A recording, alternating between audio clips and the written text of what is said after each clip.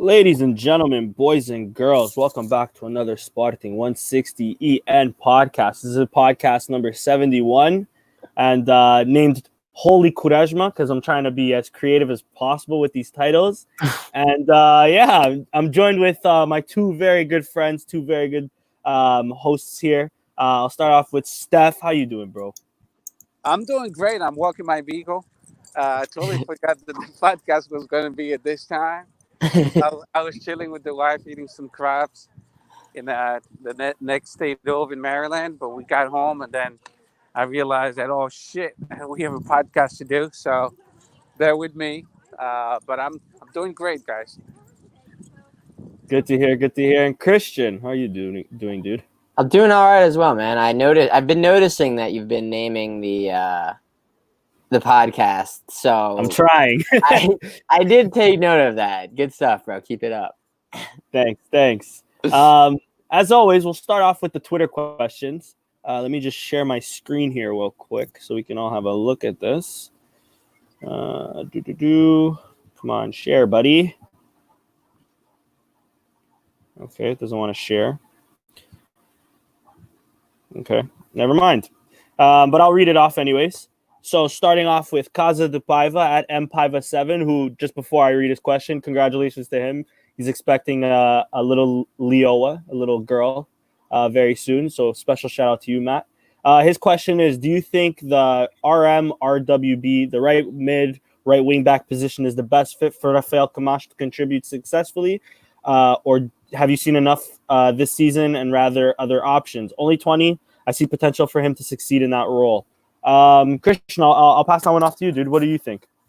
Yeah, I actually honestly do see potential for him in that role. I don't know if people remember when he first came to Sporting, he had been playing right back for Liverpool a lot, or the under 23 team or the B team, whatever team he was on there. And he had said that like he didn't like playing right back as much, and that he wanted to play wing. He wanted to play a more offensive position, and that when he was coming to Sporting under the promise or the assumption that he was going to play winger as opposed to right back as he had been playing for Liverpool. So why I think that this is a good fit for him is because this position kind of merges both of them. It offers you, pretty much total freedom to go forward and track back as you want. You have the whole flank. There's no outside back that is going to be overlapping you. It doesn't put too much onus on you defensively as far as just being in the right position. I feel like is more important than actually, winning tackles, stuff like that, because you have three center backs to cover for you. Personally, I think Rostovsky actually fits this role well as well, because he truthfully isn't that great defensively, but he does like to bomb forward and contribute offensively.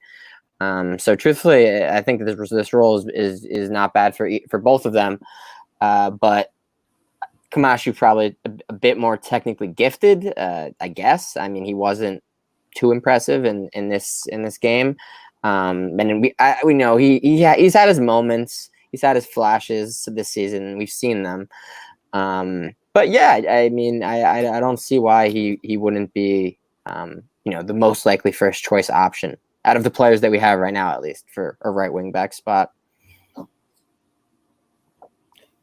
Agreed, dude. Agreed. Second question. Damn, I just lost it.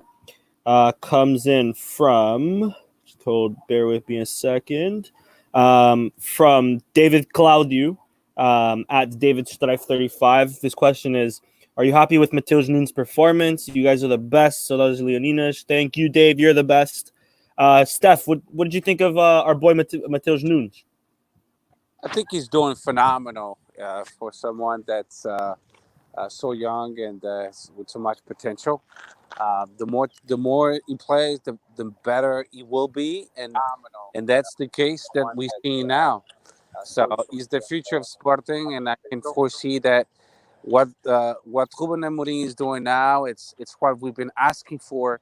I know a lot of Portuguese that must eat a lot of cheese, because we've been asking for our coaches to play our youth, and finally he's doing that. And fucking A, people are still complaining. I don't get it. So we finished the game with 7 7 players from the academy, which I thought that would be phenomenal. That would unite the Sportingistas. But you still see Sportingistas complaining, and that drives me nuts. But yeah, I'm expecting a lot from Matheus Nunes, and he's a rising superstar. So love the guy, and he's going to bring us a lot of happiness. Yeah, I couldn't agree more. I'm a big fan of him and Wendell in the midfield. Way better than him and Battaglia. So I hope to see that dupla continue on for a bit. And yeah, so last question comes in from former guest Joel Da Silva at JoeLeong_073. And he asks, do you think that Matheus Pereira is still salvageable? West Bromwich Albion technically has the obligation to pay us 10 million euros if he plays on Saturdays or on Saturday, but let's pretend they won't be able to pay us. Do you think we can see him return? But even more important, do you think he would accept to return? I'll quickly take that. I don't realistically, I think he's playing. Even if he doesn't play, like me and Chris, we're just talking just off the podcast for a bit. If by some miracle he gets injured in training, I'd be very shocked if they still didn't trigger that buyout clause. He's been their best player, hands down. Last year he won, I think it was newcomer rookie of the year at Nuremberg. I'd be very shocked if he doesn't win the same thing at for the championship or for West Bromwich Albion at the very least. And I mean, the question on do you think that they'll have the money to take him? I think they do. I think as bad as clubs may be impacted in terms of COVID, I think English clubs have the least to worry about, especially the English clubs that have just either went down from the Premier League to the Championship. West Brom definitely has money to pay. They definitely have the 10 million to pay. They'd be silly not to. And what else was there? And actually, if they go up too, like if they're positioned to go up, exactly. They're in second place. They have 6 points on Fulham. Yeah, they'll likely go up, and then that's the payday. That's the 160 million euros or whatever. It's way better than the Champions League for them. That's for sure. Yeah. And then in terms of accepting him to return, listen, I think that ship has sailed a long time ago. I think that ship has sailed after Sousa Sintra loaned him out last season. Very shocked. And then we kind of did him dirty because it looked like all was good for him. The green light was ready. This was going to be the year for him to come out and shine. And then we loan him out again with a stupid buyout clause of just 10 million when we all know his potential. And of course, there's already been murmurs this season, just before COVID, of course, but there were still murmurs this season that they were going to buy him and sell him off to United, just like Allianz Sport, I believe it was the club, did with Demiral to Juve. Sassuolo did with, well, whatever, either or. But yeah, I think that ship is sailed. Don't hold your breath on Matheus Pereira. Yeah. Anyways, let's go straight into this game. Sporting beat Passos Ferreira 1-0 this past weekend, or this past Thursday. The 11 was as followed. We had Luis Max in net. We had a back three of Borja, Coates, and Quaresma. No Mathieu due to coach's choice. We had Cunha and Camacho on the flanks. Wendell and Mateus in that midfield role with Jovan and Vieto just ahead of them. And Sparar up top, with substitutions of Plata, Pedro Mendes, Francisco Geraldes, Eduardo Henrique, and as well Nuno Mendes, who surprisingly doesn't show up here on the app, but Nuno Mendes as well. And also, just a quick mention, Mateus Oliveira randomly on the bench. That threw me by surprise. I didn't even know he was registered. What was that, Chris? For second game in a row, bro. He fucking played in the last game. Mateus Oliveira? No, he didn't play. He was on the bench the last game too. Oh, okay. I didn't notice that. I didn't notice that at all. Still, I totally forgot he even was he literally got picked in front of Geraldes for the last game. Like he was on the bench. Oh, Geraldes was out of the team, and we're all like, "What the fuck?" Yeah, crazy. Anyways, Chris, I'll start off with you. What did you think of the game, dude? Yeah, I mean, basically my thoughts on the game is just it's like meh. I mean, it was fine. It wasn't anything to write home about. The first half was largely boring. Not too many chances created by either team. I mean, we dominated possession, but we didn't really create too much, threaten too much, have too many opportunities. The second half had its moments. Obviously, the free kick is a belter. It's a legendary strike. And truthfully, if that doesn't go in, we probably draw this game 0-0 because it probably would have just carried on with like the boringness that it was. But after we scored, we decided that we were going to just probably camp out for the last 20 minutes as we normally tend to do. And Paç Ferreira all of a sudden came roaring back to life, creating several chances, forced a couple saves out of Max, actually had a PK at one point before the VAR, in my opinion, correctly reversed the decision. And I mean, we were on the ropes for those last 20 minutes for sure. But yeah, I mean, my thoughts on the game mostly are less concerned with the game and the result. Although Braga is tanking right now, so it is kind of funny that we may actually end up with third if we keep the good enough performances rolling and keep picking up points. Because they are in trouble, it would appear. And so basically my thoughts are trouble. Yeah, basically my thoughts are the game itself isn't, we all know it's not so important, the results at this point, as long as we finish top 5. You would think they'd be able to do it, this, especially now, 2 games in, collecting 4 points. But I think it's more important that the youth plays and we start to take a look at these players in a game setting. It's basically like an extended, preseason if you really think about it. And I'd rather have Nuno Mendes trying to prove himself in a Liga NOS game than a scrimmage against a second division Swiss team, So I think the games at this point mostly serve for that. The one thing that stood out to me, I guess it stood out to me at the time, but it didn't make an impression on me, was how poor Sporar was. It wasn't so much that he was poor. It was just so much that he was nowhere to be found. He was invisible. I mean, he did have a couple goals in the last game. He did seem like he was having a sort of roughish time acclimating before COVID. He bagged a couple. He had like that weird one that like hit off his like shin or something. That was his first goal to finally get on the score sheet. But I think that for what we paid and what we need him to be, he's got to be consistently much better than he is on a daily basis. And I don't want to say this because I know people might get mad at me for either positive or negatively, but he does sort of have the same ghosting tendencies as the man that he replaced. And the man he replaced scored a fuck ton more goals than he did. So, got to be better, Sporar. Still early days, of course. Still early. But agreed. I'm with you. Steph, what about you, dude? What are your thoughts on this game?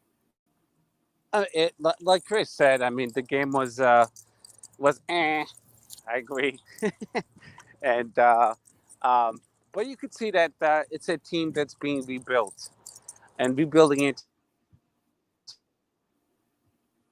team it requires running, and that's what's happening. I mean, to end up the game with 7 players from the youth academy, you can expect a team to be full of dynamics. And then let's take into account that we stopped for 3 months because of the COVID-19. So when you mix all of this together, it wasn't a bad performance, because you could see that Paç Ferreira actually had a more experienced team compared to our team.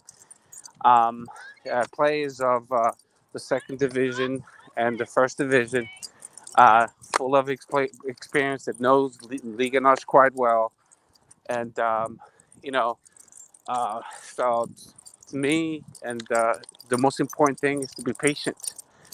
Be patient with such a young team full of potential. It will take time, but it's like Chris said, this is our preseason. We started our preseason a little bit earlier, but I like it. And I'm willing to take the risk.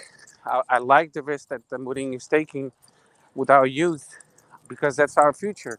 The more games we give them, the more confident they will feel. Look what Quaresma, he was doing Tunais. I mean, that was a Yeah. beautiful play, aquela rata que ele fez ao avançado do Passos Ferreira. And you could see the confidence after his second game in a row after the COVID-19.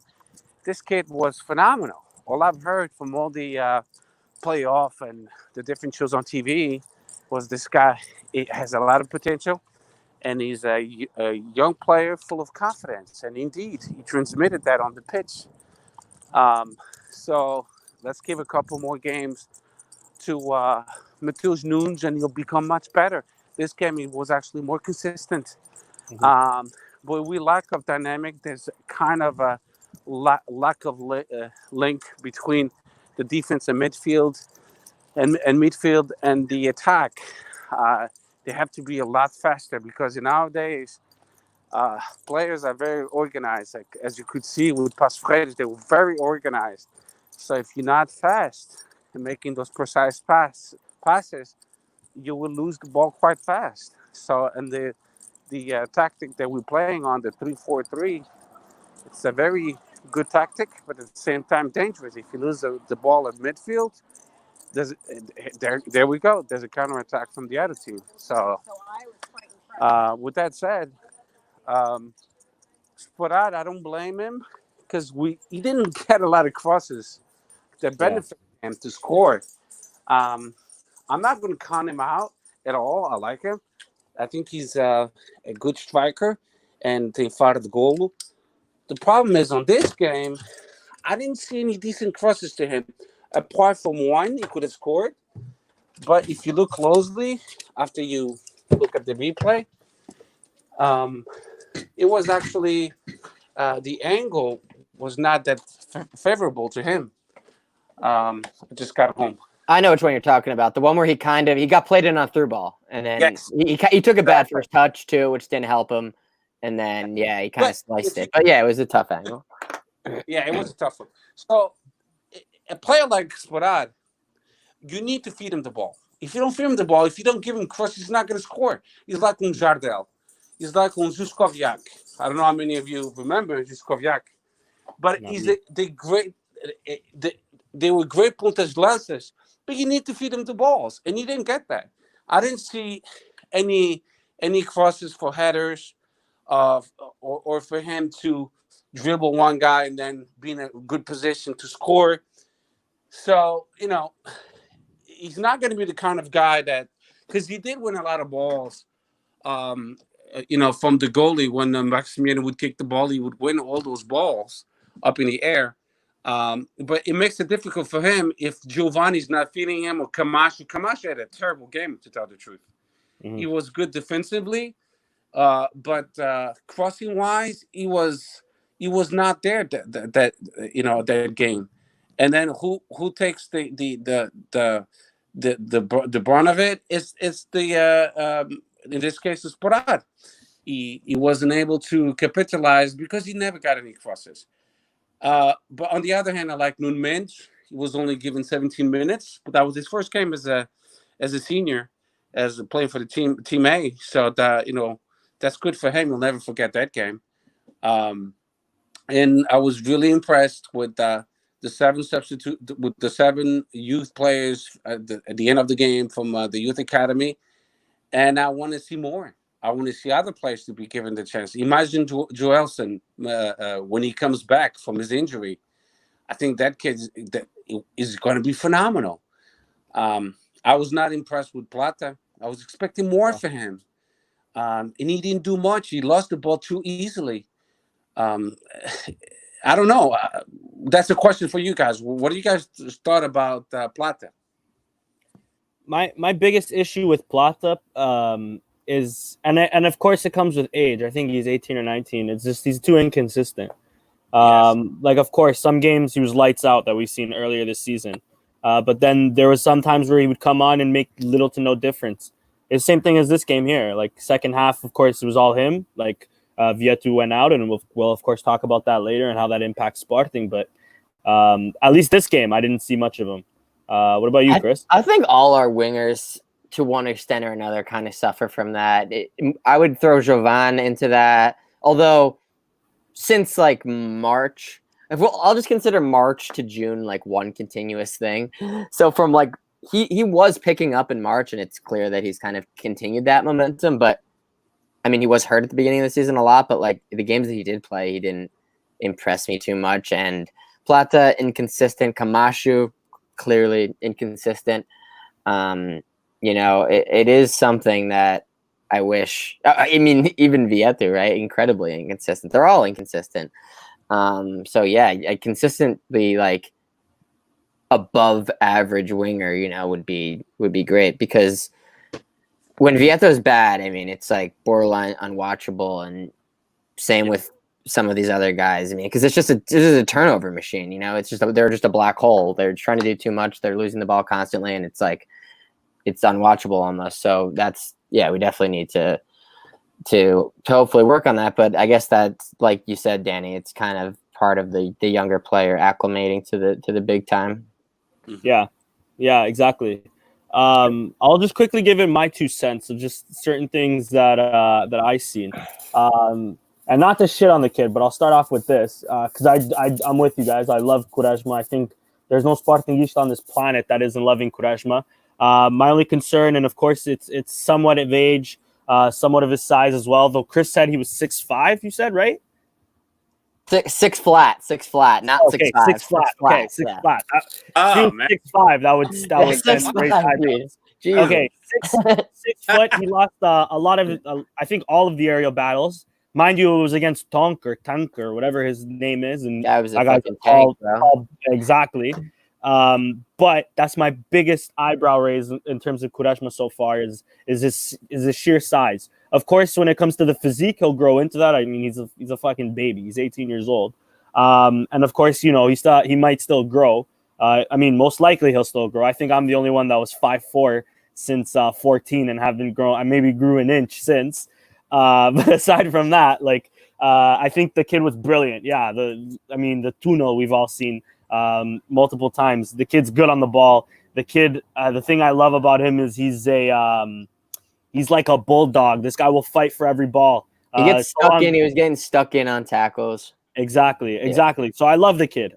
My only biggest worry is the aerial duels, and of course he has to either adjust because of his size or I don't know, learn how to play due to his size. Of course, he's not the first 6 foot tall center back that's ever played. Of course, the modern game is sort of changing a bit to mortal athleticism. I know if this was back in the day, he would probably be world class already. So yeah, that's my only concern on him, my only criticism, if you will. But aside from that, the kid was crazy good. Another one, I loved Mateus Nunes and Wendell. I think I mentioned that already, but I love those two together. And what else did I want to mention? I wanted to mention just one more thing, but now I can't remember. Oh, Max, just because we haven't shown him enough love. I think Max this game was lights out. Excellent this game. He really kept us in it. Or really 3 points is because of him and Jovan, especially towards the end. There was that 2 big saves, one right off the free kick and then with the rebound right after. Like I've said and I've preached before about Max, and I think all of us have preached really about Max. I know there was already a few criticisms last game because of the goal he gave up against Guimarães because he couldn't clear it out in time. But I mean, he very much reminds me of Rui Patricio. Young guy, of course. I'm not going to try to get ahead of myself, but young guy. He's bound to make his mistakes, but aside from that, still good on the ball, or with his feet, I should say. And then as a shot stopper, he's really good. To me, he's already proven he's just as good as Renan, and I think Renan was a great shot stopper, or is a great shot stopper. It's just everything else as a goalkeeper he's lacking.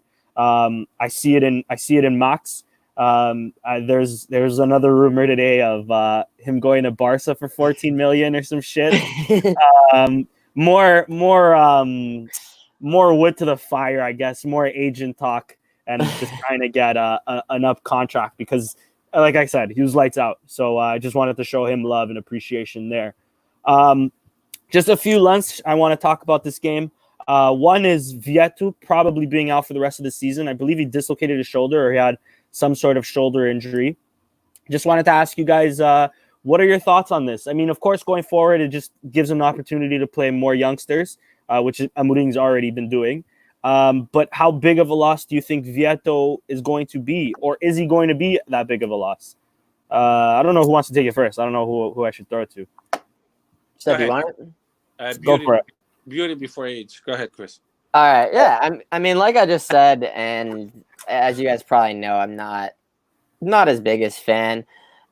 He was very frustrating when he first came, and it was like, wow, this is what 7.5 for 50% get. This is what 15 mil gets you for this clown from the George Villas Express from Atletico Madrid. And then he kind of picked it up. He had a couple nice goals, I remember, and he was playing better. But I mean, like I said earlier, wildly inconsistent, and the jury is definitely still out on him. So yeah, I mean, I wish him a speedy recovery. I don't want anyone on the team to get hurt. Sucks, especially. I mean, he's out probably about a month, 6 weeks. So it's like, is he really going to come back after not playing for 2 months and play against Porto? I doubt it. Maybe, but I doubt it. So I think it's safe to assume he's probably done. So I mean, yeah, it's good. It gives more opportunities, and it like Steph actually mentioned it earlier, Joelson. I mean, he's now seems like he's getting fit. He had like a little knock, and it seems like he's getting fit. So I wouldn't be shocked to see him on the bench for one of these upcoming games at least. And I guess you could put Jovan on one side and Plata maybe on the other, because I do think Plata needs more regular minutes. Because he when he is coming in, it's usually as a sub. So I would like to see him for a bit longer period of time. But yeah, I mean, truthfully, it's not that devastating of a loss. A quick thought I just had, and we mentioned them earlier in the pod, was Camacho. I mean, there was a picture I see today of Ristovski and Rosier battling it out in training today. So of course, one of those two. I mean, they can definitely play the right wing back position way better than Camacho's done those last 2 games. I wouldn't mind seeing Camacho just a bit up top, because I do think, I mean, and I love Plata, but I do think Camacho may have a bit more to offer than Plata. So that's even another option we can even take. But I think the consensus is also we're dying to all see Joelson play, especially against top competition. But yeah, Steph, as well to you. What are your thoughts on Vieto? Do you think it's a big loss? Well, it's always a big loss when you have such a talented player. I'm not gonna, diminish his abilities because he had a bad game in Guimarães and bad luck against Paços Ferreira. But at the same time, if he's out, it's going to give somebody else a chance to step in and to show what they got. So, who would fit his role? I would like to see Francisco Geraldo. I don't know. For some reason, his name came up to my mind, and I said, well, Vieto is gone. So who's the most creative player we have? And now, as of now, at the moment, I could see Francisco Geraldo doing his position. But I saw from Francisco Geraldo the last 7 minutes, or maybe a little bit longer with the extra time. I liked it. It's not how much he played, what kind of plays he made. I like the hustle. He was hustling. He was getting fouls. He was doing all the little nitty-gritty, small little things that sometimes you like players seeing. And with the given time he was given, I liked it a lot. So I think naturally, if he imposes himself and if he shows a practice throughout the week that he's thirsty to play more, he really wants it, then I think Amorim will give him a shot. And those 9-10 minutes he played on the pitch, he gave me a glimpse of what could possibly be for the next 7 games. So if I'm Ruben Amorim and if he's giving me it all at practice every day, day in, day out, I'm going to give him the nod. And I'm going to let him start instead of on the place of Luis Vieto because he's hurt. But I'm going to give it to Francisco Geraldo. I would like to see that. Eduardo, forget about it. They could return him back. They could refund him to Belenenses. I don't know which Belenenses. Fuck Silas. That was all Silas wanting to bring. I feel Well, like that was before him though. That was Kaiser. We got him with Kaiser. That was Kaiser. Whose idea was that, man? Holy fuck. That was Kaiser. And I gotta tell you, Eduardo, he came in and he's so goddamn slow. I thought com pesos chumbos nos pés, oh caralho. I mean, he was so slow, man. That was such a bad investment. He needs to go like yesterday. So try the new kids. Try Pedro Mendes. I mean, Pedro Mendes. Why not? But I really, really want to see Francisco Geraldo. Gonçalo Plata, extremely disappointed, man. I mean, he was given a lot of time. He's the one who replaced Vieto. And I'm pretty sure Mourinho was expecting more from him, and he lost the balls too easily, way too easily to play at that level, at a professional level in a first division. You can't lose that ball so easily, and I hated that. He didn't even hustle back to try to get it back. I mean, I know he's young and all that stuff, and I hope he gets better and better. But I feel like he's not listening to his coach, and maybe I'm wrong about this, and I hope I am. But if he doesn't improve, Bruno Amorim is gonna just bench him.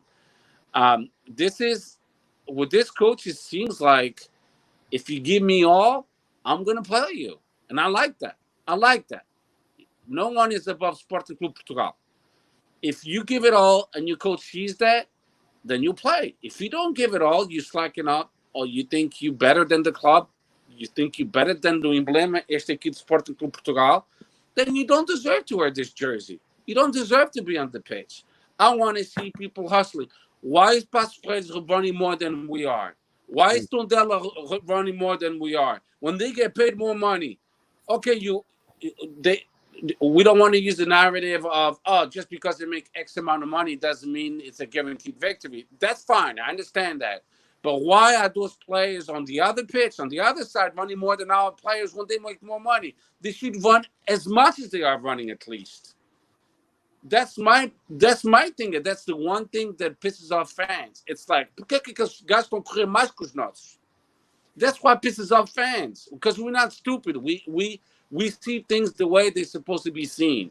If they're hustling, they're giving it all, no one will complain about them, even if they miss 2-3 goals. Because at the end of the game, we'll say, Epa, he gave it all. He gave it all. It was just a bad game for him. But when we see players slacking, and that's what I saw from Plata, he was slacking. I didn't like his attitude. I think he sucked his fucking attitude. And then you don't deserve to wear the jersey. You have to give it all 24/7 for the whole 90 minutes. And that's what I'm seeing from the kids, from the youth, from the academy. Every time they go to the pitch, they give it all. Look at Camacho. He gave it all. He had his game sucked. He played well defensively, but he gave it all. And I respect that. And that's all I got to say.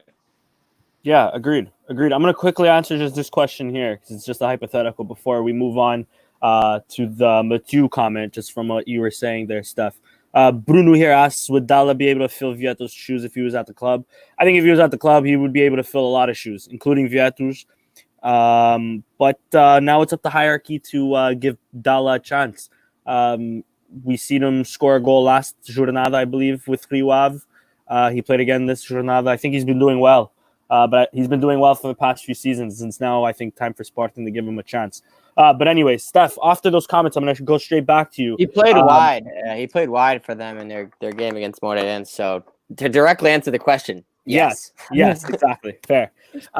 Steph, quickly after those comments, what were your thoughts on Amorim not playing Mathieu and coming out and saying it was a personal option? A few stories going on. There was a few things about him not wearing a chip or him taking out one of the chip to record performances and stuff like that on the last game, or even during quarantine. It's still certain uncertainty, and of course the club never actually came out and said why. But what are your thoughts on that stuff? Well, the thing is, it's really simple. We don't have all the details, so this is all speculation. This Exactly. Yeah. we've heard from different newspapers, so we'll never know the truth unless it's from Mourinho or unless it's from Mathieu. Uh, but let's make believe and let's pretend that it was something that, as a coach, you don't appreciate and you didn't like. Then I'm in favor of the coach because a união faz a força.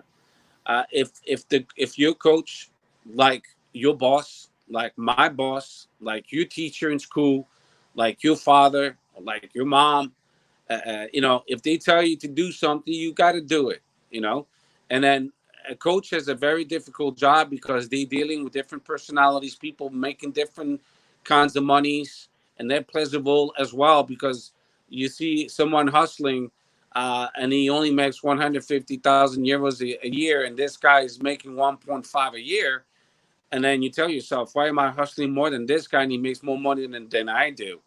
So if I'm making more money than A, B, C, D, E, and F, I should be an example. I should be a leader, so people could follow me.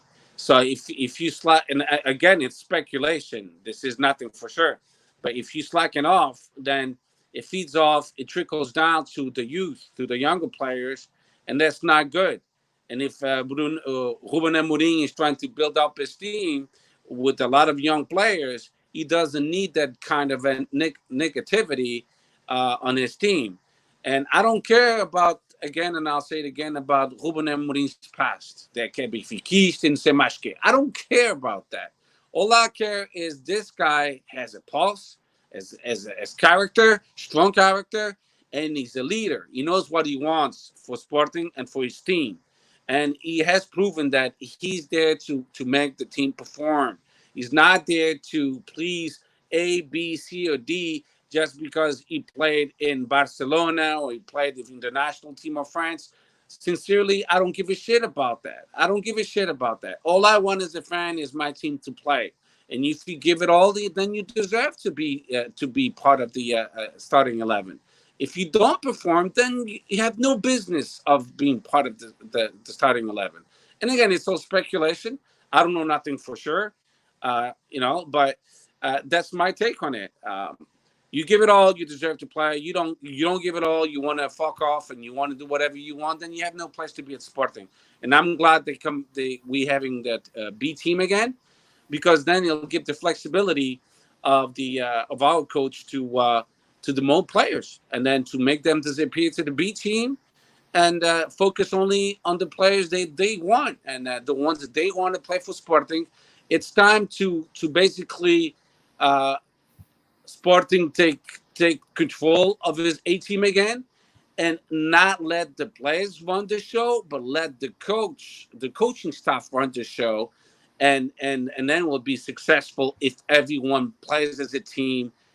I think Sporting next year will be competitive when we weed out the bad apples. And I'm not saying Mathieu is a bad apple by any means, but he needs to show more. If he doesn't want to stay in Lisbon, if he wants to go back to France, bon voyage, mon ami. Agreed, Steph. Agreed. How about you, Chris? Yeah, I mean, I just think that the situation with Mathieu is, I think it's worth taking a step back and kind of like reflecting on how we got to this point and where we are. Basically, the story has been all season. So this whole thing happened this last season, after last season. Is he going to come back? Is he not? Does he want to be a coach? Blah, blah, blah. Ended up coming back, signed a 1-year deal. And so basically we're just reliving that whole sequence of, is he going to come back? Is he not going to come back, all over again? And if he comes back next year, we're just going to keep doing it again. It's just like the Tom Brady, like 1 year, and then we see what happens, and he come back. Like, you just evaluate it on like a 1-year basis when you get to that age. So it's like his contract is up.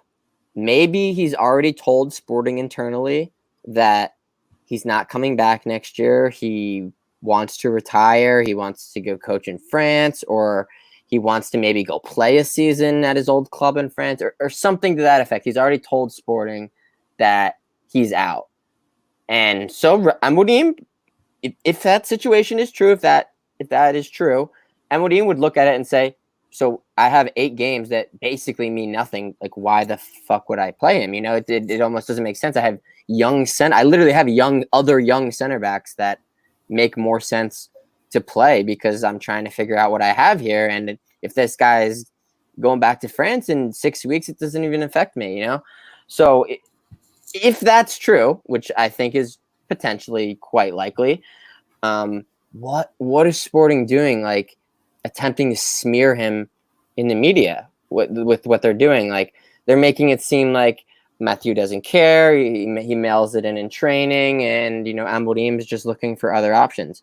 I mean, if that's true, then okay, that's fine. I'd like to hear Mathieu's side of the story, because he's had 14 other coaches at Sporting, and it didn't seem like he had a problem with any of them as far as like his work rate and stuff. And I remember he had scandals at Barcelona where he's caught smoking cigarettes and stuff. Yeah. And that really hasn't happened here. He's been totally disciplined as far as I can recall. So it's just disgusting that if the scenario is that all he's done is said that he doesn't want to return, or he's going to retire or whatever, like, why is that being held against him? Like, you don't have to justify not playing him with like, oh, he's a bad apple, so that's why he's not playing. Like, you could just be honest. Like, you can just say like he's likely going to retire, whatever.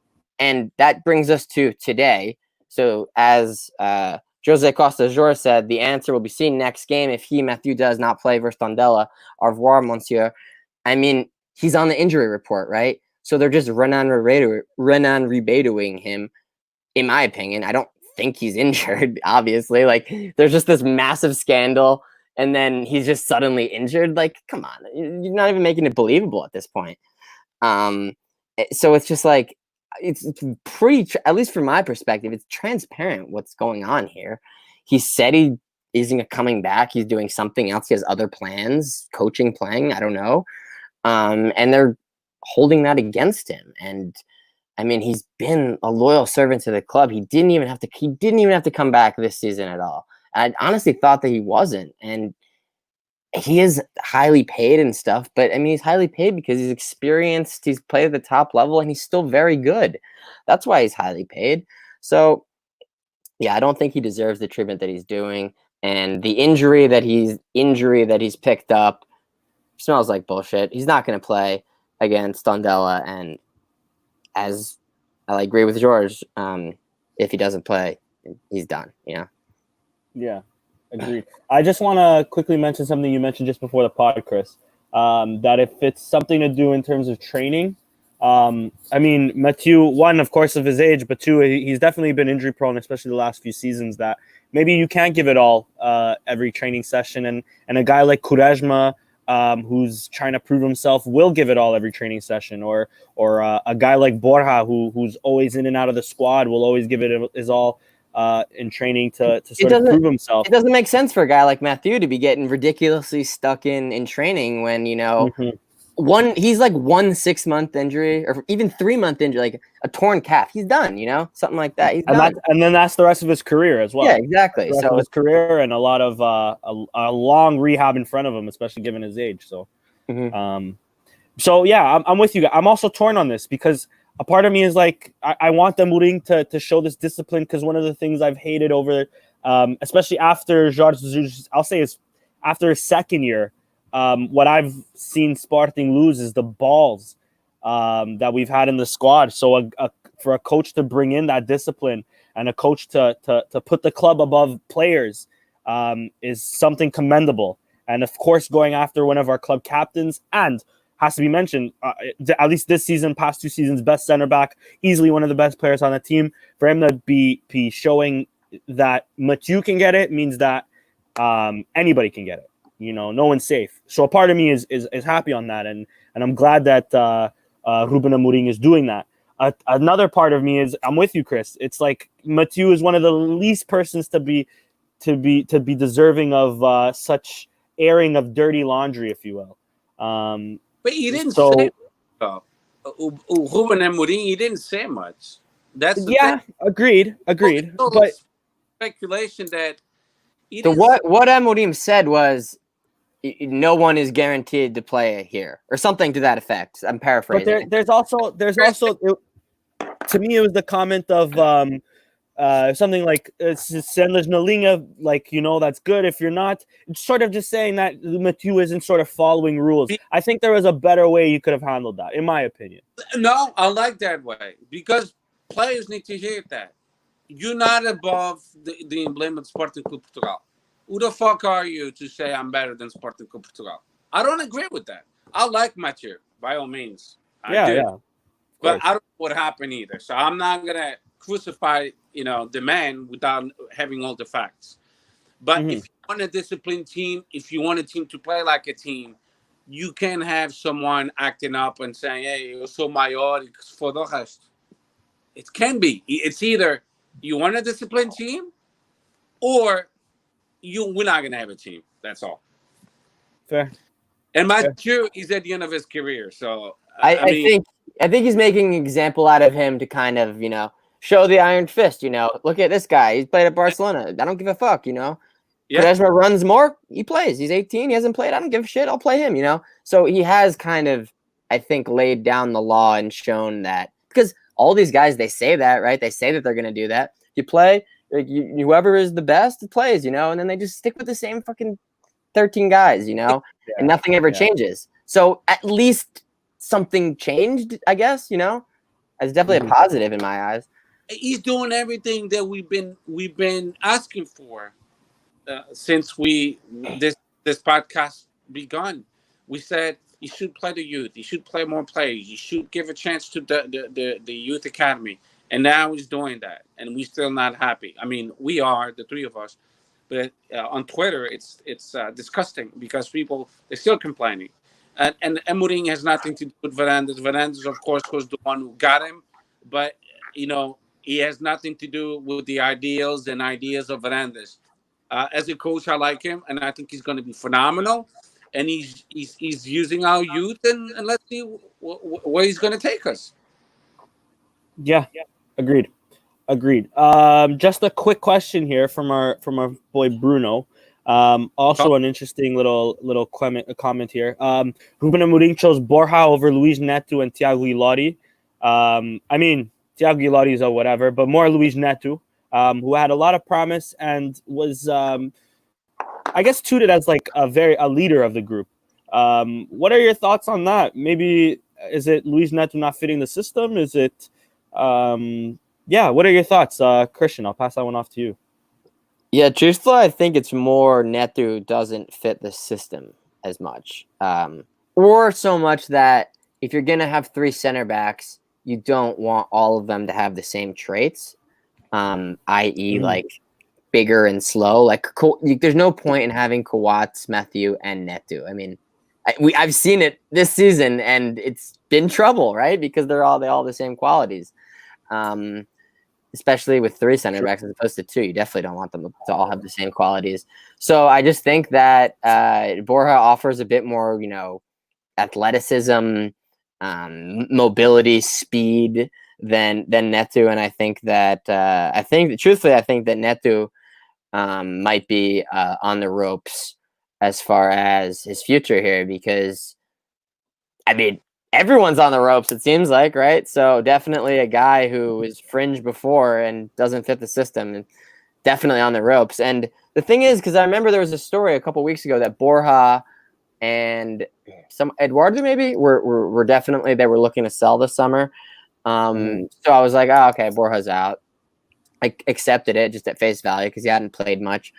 It hadn't been great when he did, but I mean, I didn't hate him in this game. He was far from the worst one. I wouldn't mind seeing a bit more going forward. He definitely earned another look. So maybe he's not out if he can prove himself. So I guess the situation is constantly fluid, constantly evolving.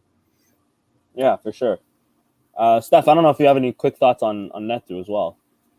No, I mean, Chris, his assessment was perfect, right on point, man. And I think that's what it is. That he doesn't want to have two center backs playing kind of the same way, and then it slows down. I think he was afraid of having two center backs and then not enough speed. And Borja, he brought the speed that he needs for a fast counterattack. Imagine having Coates and Luis Net playing together. It would be a disaster in my point of view as well. So he brought Borja just for caution and just for speed. Yeah, like Chris said, he nailed it. Yeah, fair enough. And just to pedal back just a little bit, I'm just going to talk about one major jugada on the game, which was the penalty that was a penalty and then was not a penalty. Something very typically Portuguese, mind you. So, of course, Paços Ferreira, right after the 1-0, sort of won themselves a penalty. So they thought, I forget the player in question that was through on goal. Let me just quickly see. I believe it was Pedrinho or Rocha. Oh, no, it was Amaral. Sorry, it was Amaral. Went through on goal. Potentially a touch on the back just as he released the ball and Max got it. Steph, I'll pass that one off to you first. What are your thoughts on that? Was it a penalty? Should it have been a penalty? VAR and ref got it right. What are your thoughts? Well, that's why the VAR exists nowadays. It's to get rid of all these doubts. But in the Portuguese league, it's taking way too long to make it seamless. You look at a German league, you don't even know they have the VAR. They're so smooth with that. But of course, in Portugal, they always complicate everything. And initially, it looked like it was a PK, but then his T-shirt was actually grabbed by Borja, but he dives. He dives 10 seconds later when he realizes that Maxi actually pulled off a great save, and that's why the VAR called the attention of the referee and told the referee, "Go check it yourself." But I don't think it's a PK because it took him 10 seconds to dive after he saw Maxi save the day. So that was a great call by the referee, Rui Costa, to overturn a PK that was not a PK. And then Luis Final at the end of the game from Sport TV, I think he's wrong as well because he said Borja's left foot touched the o pé de apoio of the Paços Ferreira's player. But if you see, that's the normal progression of Borja. He couldn't put his foot in any other place. He was running towards that way, so he couldn't avoid the contact at all.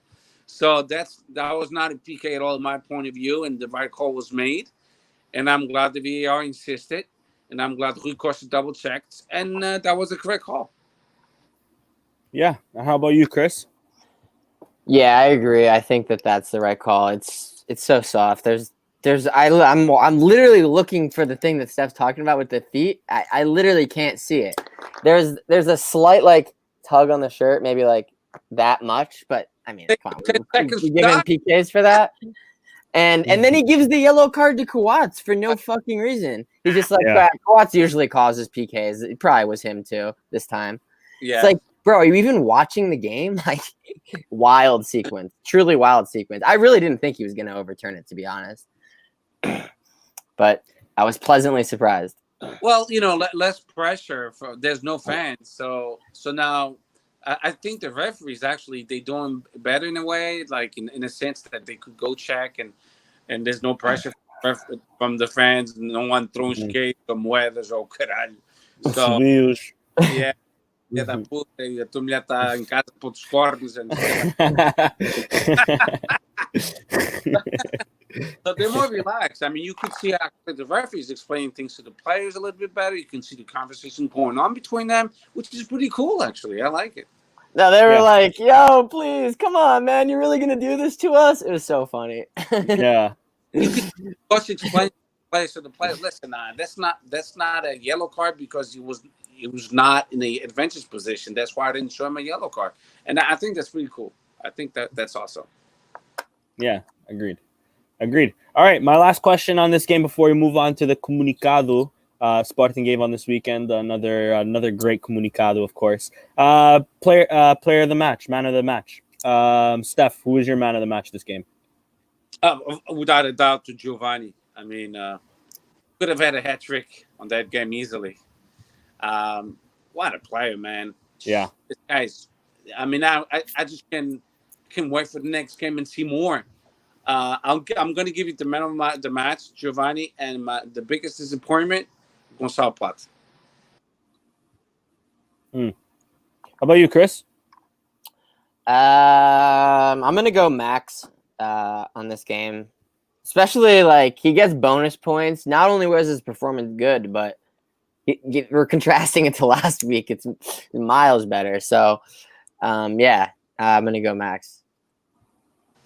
Yeah, and if we're gonna go flop of the week too, like Steph, I'm gonna give mine to Sportad. I mean, Bast Sportad. Bast Sportad.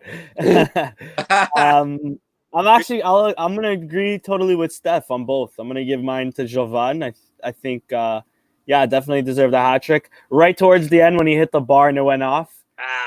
He deserved that second one. But I know. I mean, I think his eyes just got a little too wide. Like he just seen too much goal and just decided to put his laces through it rather than maybe place it. But I'll give it to Jovan as well. And my biggest disappointment, I'll also go. I'll go Plata, just because I don't know. I feel bad. I don't want to kill Sporad. You know.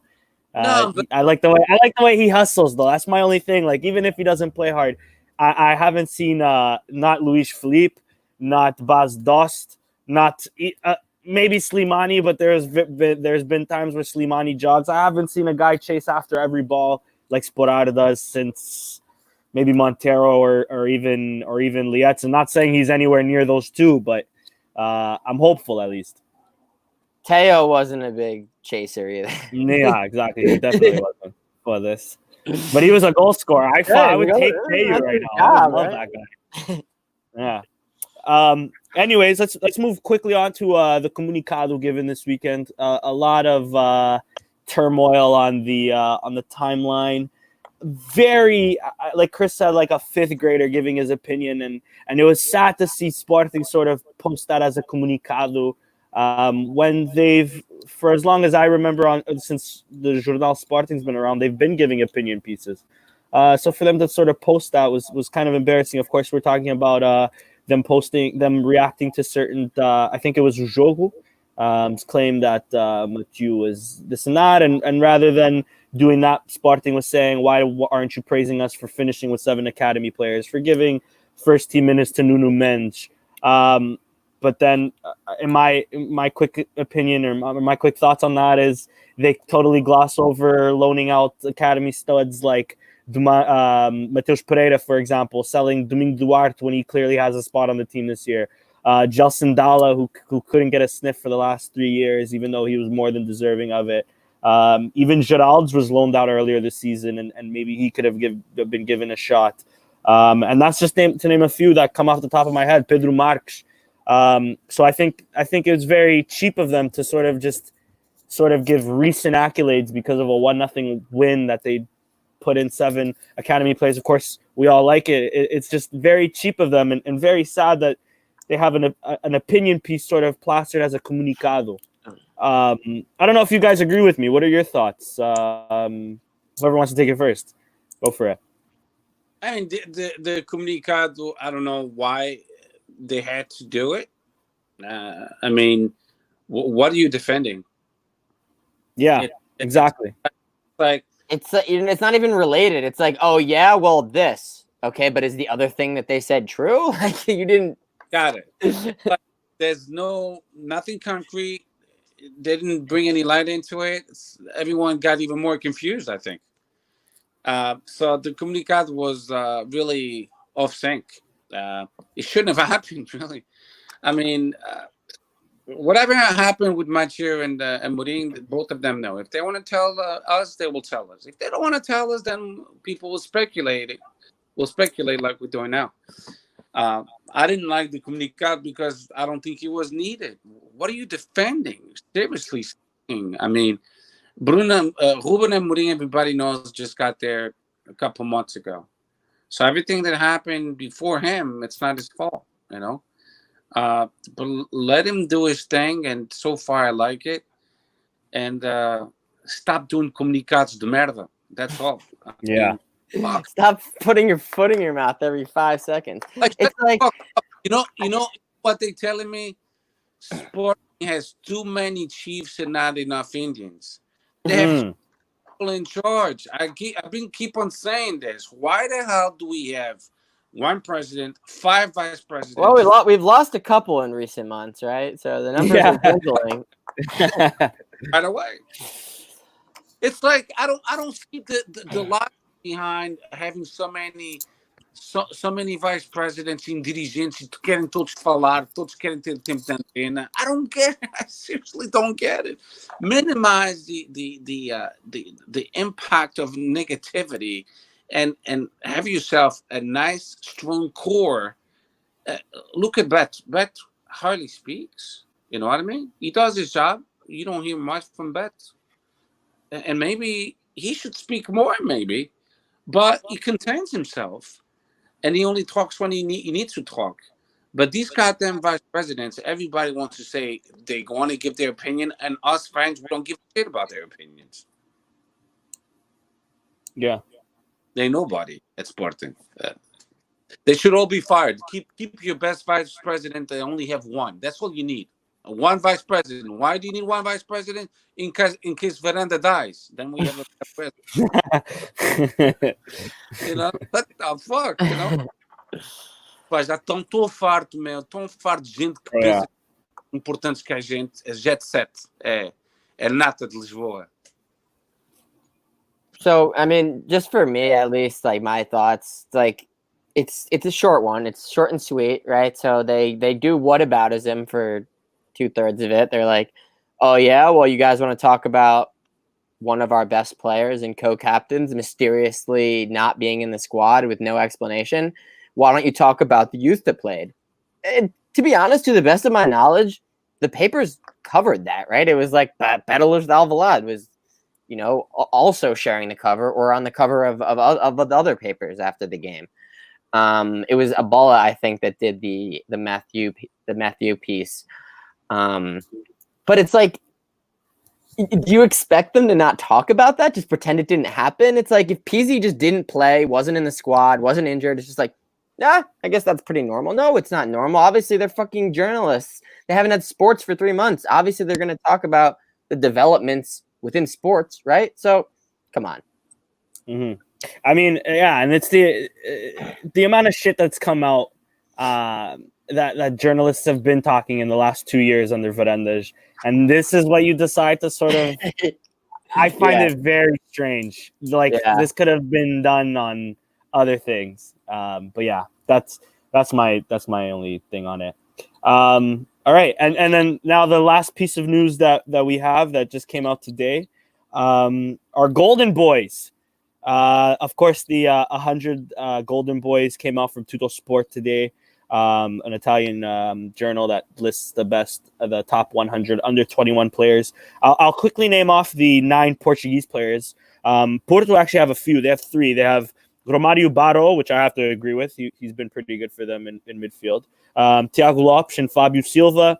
Benfica have Tomás Tavares, who again I also agree with, and Gonçalo Ramos. A former Sporting Academy, so technically we'll go with 3, but we'll just say the 2. Tiago Jaló, who's now in Lille. We have Pedro Neto, who's the super agent's number 1 boy. Him and the other boy that came with him to Lazio, and then of course the 2 Sporting players, Eduardo Quaresma, currently with 2 senior minutes on this list. I couldn't agree more with, and Rafael Camacho. Who of course has shown some brilliance in Liverpool, and of course has had some significant minutes this season. And then there's also ainda as nomeações de defesa argentino Nuen Perez, who plays for Famalicão, and also on loan from Atletico Madrid. I'm just giving him a special mention just because he actually has been lights out this season, along with Famalicão. And Braga are next week going to play Famalicão. Which if we can handle the business against Tondela, could be a perfect opportunity for us to actually cement third place. Something that I don't think we could have won. We definitely didn't imagine, if we go back to prior podcasts, that we'll definitely be in this position as quick as we did. But 3 match weeks. I mean, that would have been the minimum amount of games it would have taken to get to the spot, right? Especially seeing as we drew the first one against Guimarães. Yeah. But anyways, we'll get into that when we preview our match against Tondela. Just a quick 2 cents on Eduardo Quaresma and Rafael Camacho making the list.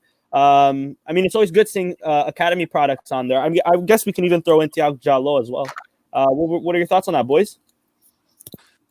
I think it's phenomenal. I mean, I don't really give a damn about these individual trophies, to tell the truth. Agreed. I don't give a shit about the Ballon d'Or, Golden Ball, and all that shit. I really don't. I'm more the kind of friend I am is eu quero ser campeão nacional. I want to win Taça de Portugal, a Liga, Supertaça, a Liga Europa, if we could pull it off, Champions League, if we get there one day. But these individual trophies means nothing to me. But good for those young players. It means something for them, and it gives them more prestige. And for a club, if one of these players win for that club, it means more money. Because now the players pass for that specific player will go up, off the charts. So that's how I feel about it. Yeah, I mean, it's just to see what our neighbors did in terms of Renato winning it and then Felix winning it, and they got. I mean, maybe not so much Renato, but at least Felix's price went through the roof after he won it. So. I know. Not that we're at all expecting Quaresma or Rafael Camacho to win it when, Vinicius Jr., Jadon Sancho, and Haaland, who's probably most likely going to win it, Dortmund's Haaland, and I believe Salzburg. He should win it. He's a beast. Yeah. He's a fucking beast. Dude, I wish it was a Sporting. Are you kidding me? For this, I wish it happened when he was 12 years old, bro. I'm not being greedy, am I? Not at all. How about you, Chris? Any thoughts on this? Nah, I mean, I'm not really, like I said earlier off the air, I'm not really sure how Quaresma snuck his way onto this list with 2 senior appearances, in theory, likely made after this list was finalized, right? Unless they finalized this list yesterday, right? He had a great game the other day, but it's like you would think that this list has been finalized for a little bit. But yeah, I mean, good for him sneaking on there. I mean, if they do a list in order of the 100, he's probably going to be 96. But hey, he got on the list. He made the short list. Good for him.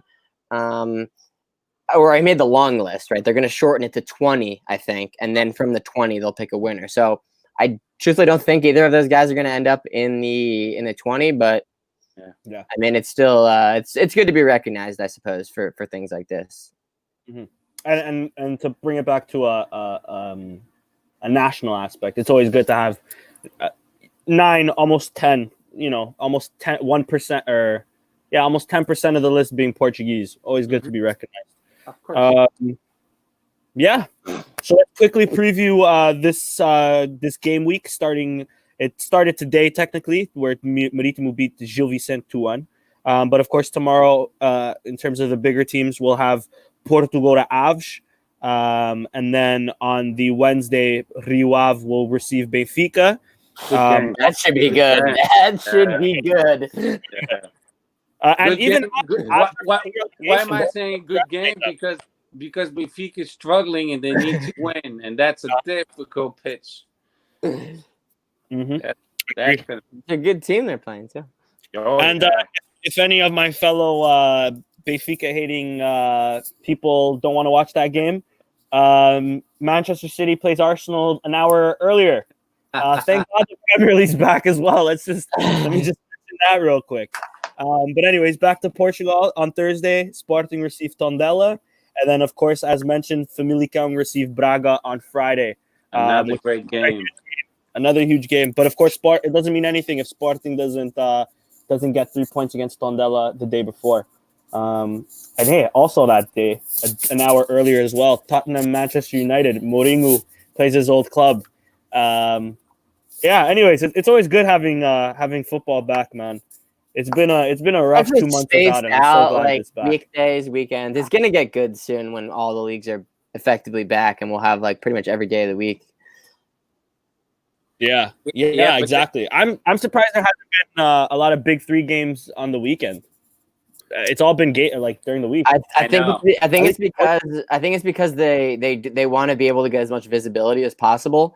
So Yeah. like Premier League, Bundesliga, if they're on the weekends, people are going to watch that. So if you're the only show in town on Thursday and Wednesday, then in theory more people will watch. I think that's what they're thinking. Yeah. Is at least. Yeah.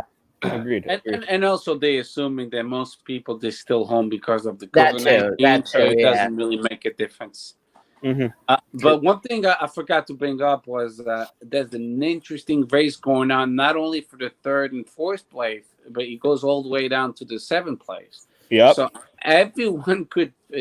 So we're talking about Guimarães in 7th place with 39 points, Rio Ave in 6th place with 41 points, Famalicão in 5th place with 43, and Sporting in Braga with 46 points, only 3 points ahead of Famalicão.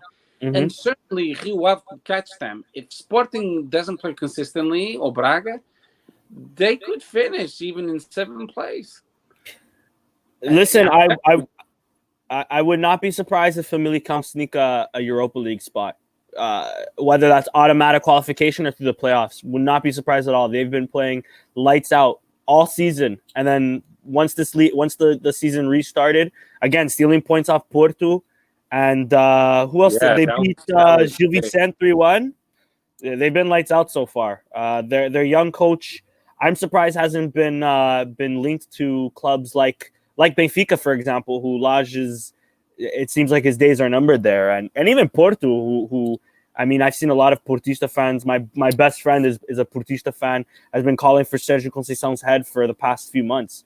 Even though now they're in first, he's still not 100% a believer. So credit to Famalicão. Jorge Mendes is. I mean, whether that club's going to be bankrupt in a few years, we'll see. But he's definitely worked his magic there. Yeah, it's an interesting race. Every now and again, his shit works out. Every now and again.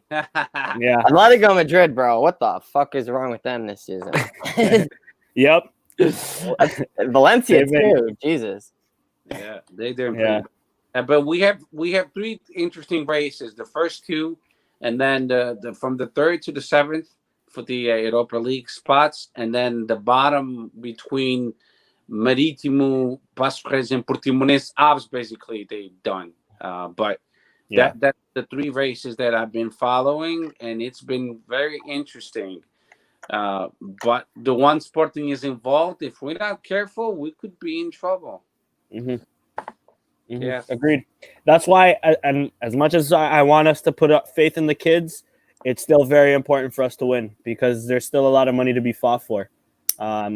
I mean, even if we could get 3rd, bro, that's the auto groups, dude. Like we did not think that was possible. We thought we'd be playing 2nd qualifying round bullshit, dude. Like getting into the auto group spot would be massive because I don't trust us against some fucking Swedish team. We'll probably lose, you know? Yeah. Or worse comes to worse, we'll play like a Turkish team or some sort of Dutch team. There's still some decent teams that stay around. There's still some decent teams.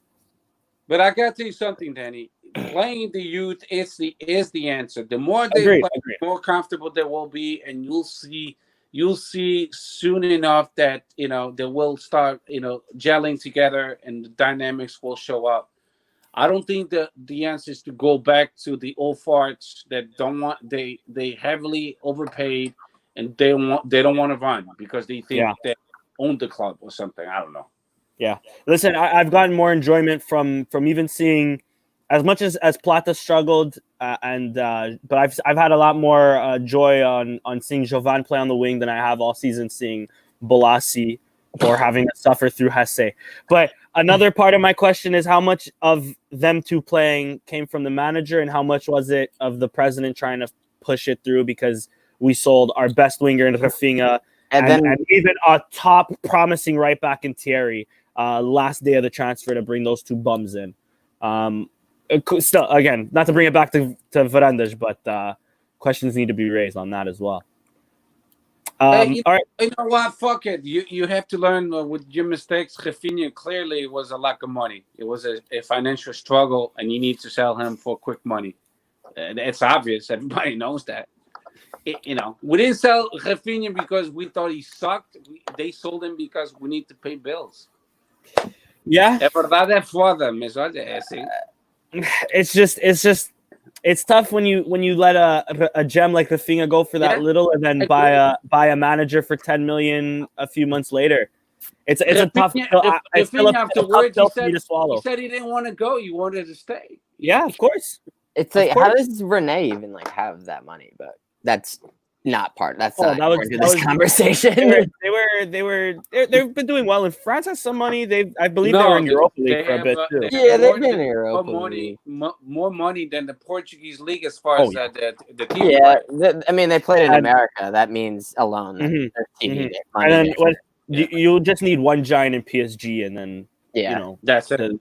Yeah, and you just look at the Spanish league, how much money all the clubs have just because of Real and Barca, and then Atleti, but mainly those two, But quickly, just to go back on our little preview against Tondela, Bruno brings a great point. We did lose 1-0 this year with Bruno Fernandes in the squad. How do you think we'll perform on Thursday? Steph, I'll start off with you. To tell the truth, I'm expecting this team to be highly motivated, with more confidence. I'm expecting to see a starting lineup totally some kind of similar to the last one, but it will have to be different just because we know from the get-go Vieta won't start because he's hurt.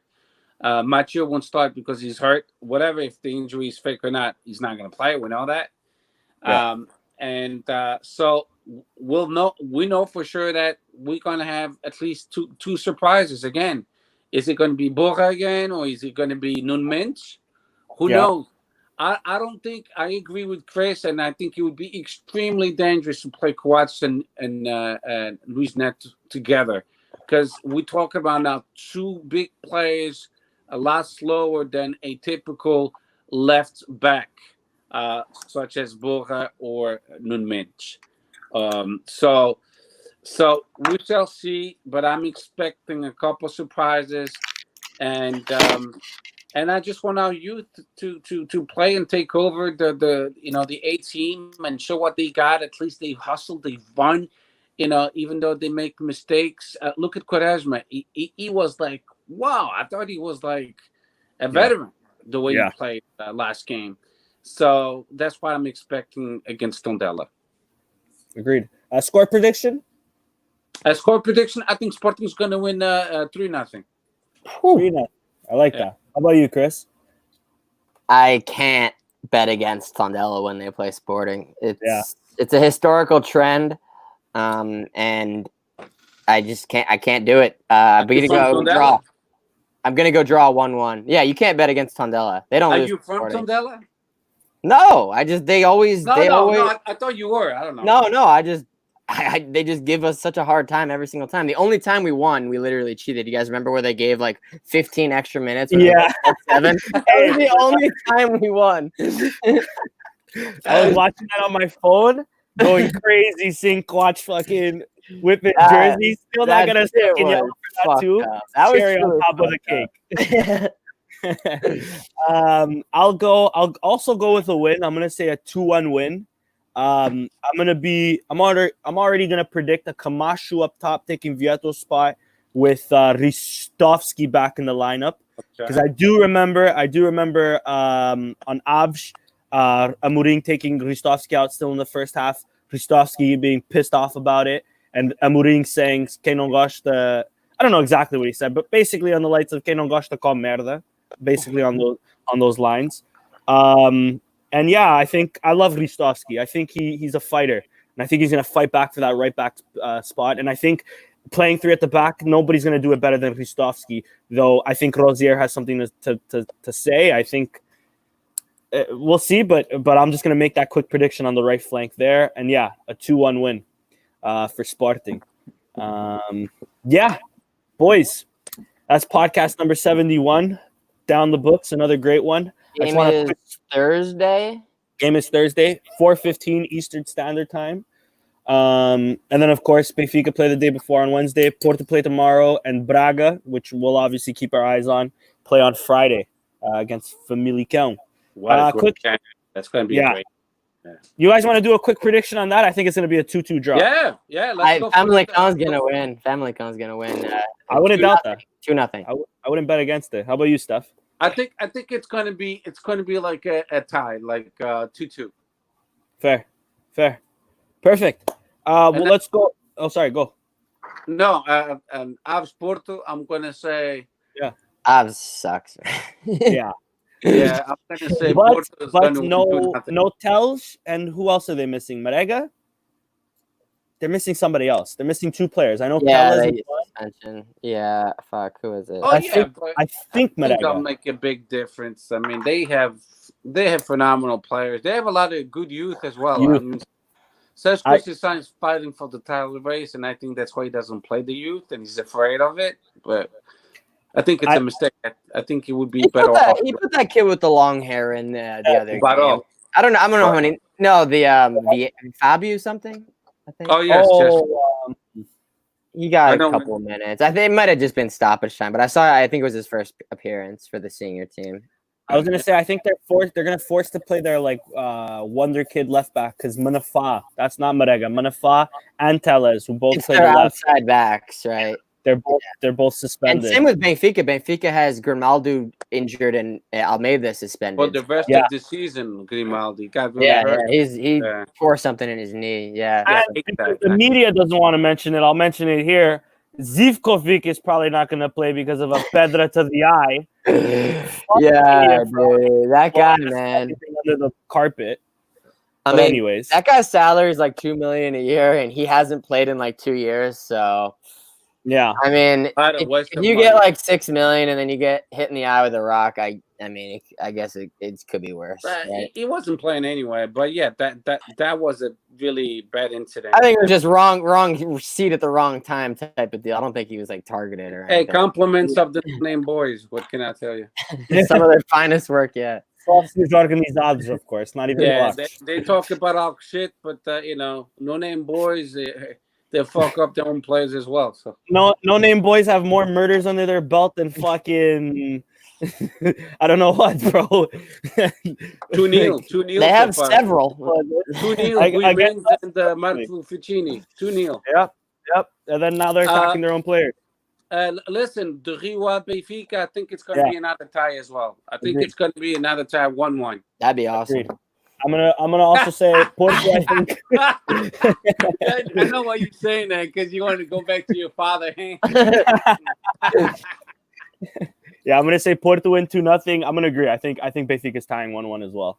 What about you, Chris? Playing well, man. Yeah, I'm all in for the draw. I mean, imagine if they lost, bro. All hell would break loose. And Porto wins. My goodness! If they lose against Suave, I think Bruno Lage is done.